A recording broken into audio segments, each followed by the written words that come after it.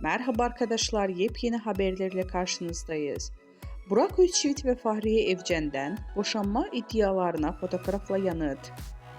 Ünlü oyuncu Burak Özçivit ve Fahriye Evcen boşanacağına dair dedikodular hızla yayılmaya devam ediyor. Fahriye Evcen ve Burak Özçivit'in boşanma söylentilerinin ardından birlikte poz vererek sosyal medyada yeni paylaşımlar yaptı.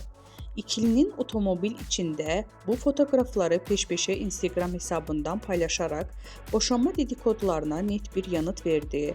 Bu paylaşımlar çiftin ilişkilerindeki sıkıntıların, dedikoduların ibaret olduğunu ve hala mutlu bir evlilik sürdüklerini gösterdi.